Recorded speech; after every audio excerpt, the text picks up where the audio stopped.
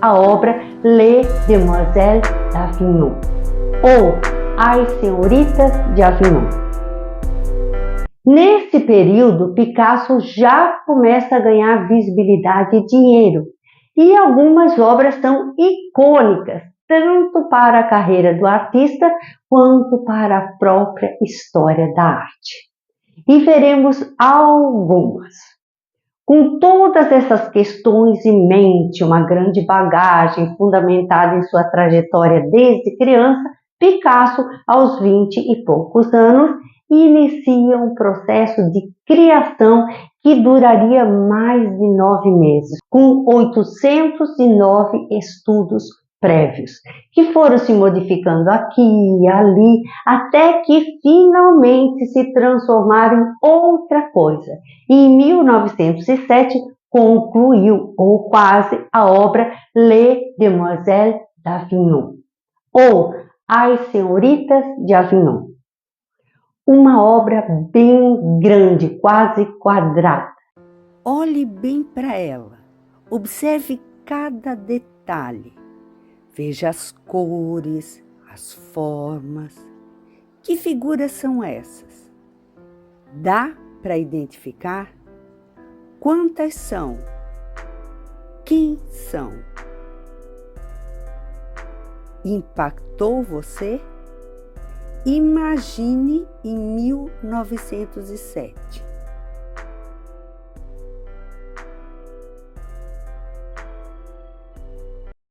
Bom, essa obra é considerada um marco na carreira de Pablo Picasso e na história da arte moderna. Por que será? Para começar, era diferente do que até então os olhos estavam acostumados a ver. Lembre-se de que estamos falando de Paris, no início do século XX, centro cultural do mundo ocidental, muitas exposições, museus disponíveis, muitas novidades, tecnologias, etc. Mas essa obra era diferente de tudo, a estranheza das estranhezas. Se você viu o conteúdo anterior, vai lembrar do quanto, em 1905, Mulher com Chapéu, de Matisse, impactou. Mas eu nem estou me referindo à reação do público ainda. E vai vendo. Numa só tacada, a obra quebrou um montão de regras de perspectiva, profundidade, volume, representação realista, representação do espaço, da forma, da relação da figura e fundo e, principalmente, traz a representação de uma figura ao mesmo tempo, de frente, de costas e de perfil. Como assim? Pois é. Foi tão impactante que abriu espaço para o cubismo e o abstracionismo que viriam na sequência. E vai ver. Mas nem tudo foram flores. E antes de ser apresentada ao público, antes do glamour que hoje tem, lá em 1907, só alguns viram a obra. E ela não agradou nadica de nada. Foi incompreendida até pelos amigos mais moderninhos de Picasso, que não compreenderam o caráter revolucionário da obra. Um bordel filosófico, disse o escritor e ativista cultural das vanguardas, Apollinaire. É como se quisesse fazer-nos comer estopa e beber petróleo para cuspir fogo. Sabe quem disse isso? Foi o grande companheiro cubista, Georges Braque. E Matisse, o grande rival, que aliás há quem diga ser o único colega que Picasso realmente respeitava. O que ele disse? Confusa, abominável e amorfa. Pensa que essa fala vem de um artista que fez isso, que em 1905 entrou em depressão profunda por conta das críticas pesadas que sofreu. Mas va bene, no olho do outro não arde, né? Mas Matisse foi além, acusando Picasso de ter copiado a sua obra A Alegria de Viver. O que você acha? Será? Será? A verdade é que, por essas e outras, a obra ficou guardada por 8 anos aproximadamente, até ser apresentada ao público só em 1916. Mas, afinal, qual a questão? Sobre o que se trata? Vamos lá? É uma representação de 5 moças que se encontram na porta de um bordel na rua Avignon, em Barcelona, local bastante conhecido e frequentado por Picasso. Eram, portanto, 5 prostitutas,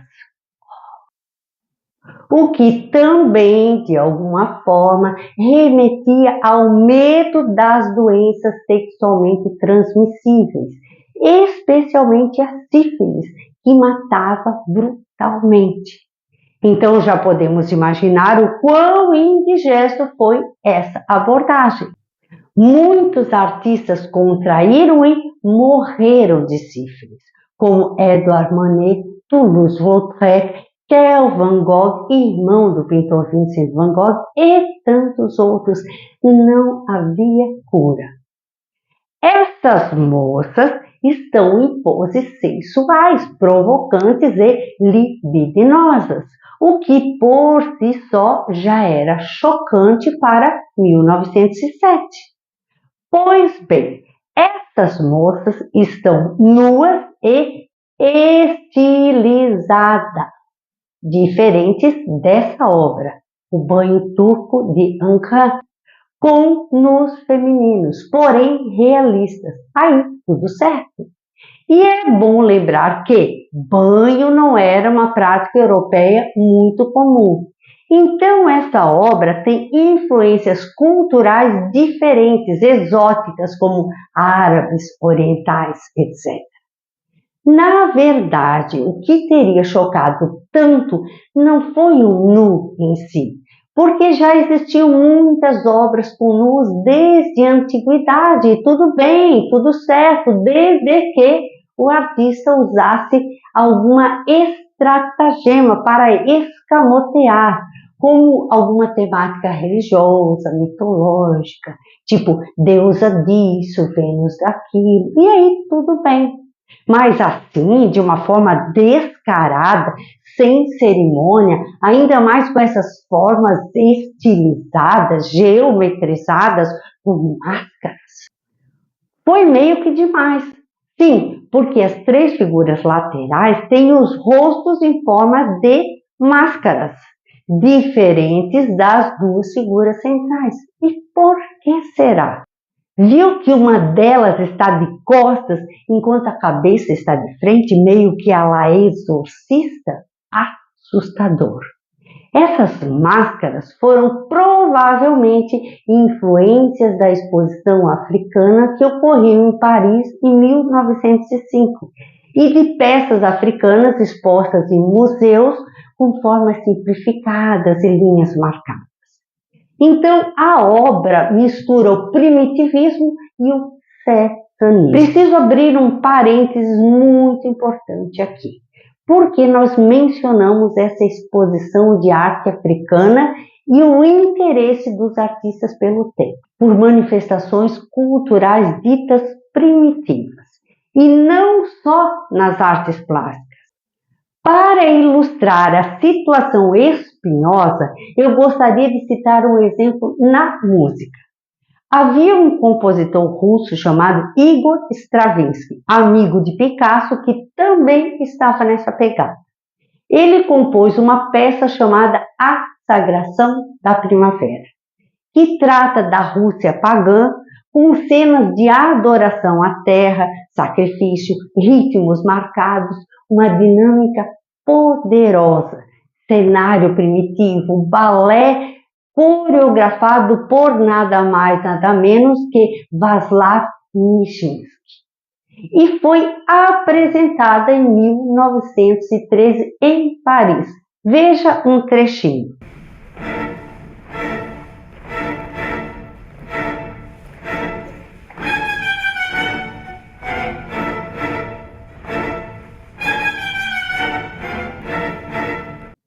Acho que nem preciso lhe dizer que foi um choque, que foi vaiada do começo ao fim. E você gostou? Pesquisa lá, Sagração da Primavera. Voltando à obra, observe como essas formas femininas se misturam ao fundo todo geometrizado com tons azulados, confundindo a identificação do que é figura e do que é fundo. Enfim, era muita informação numa só obra para se digerir. Até mesmo para os amigos extravagantes de Picasso. Mas Gertrude Stein gostou e percebeu as possibilidades estéticas dessa obra pré-cubista. E ela sabia das coisas.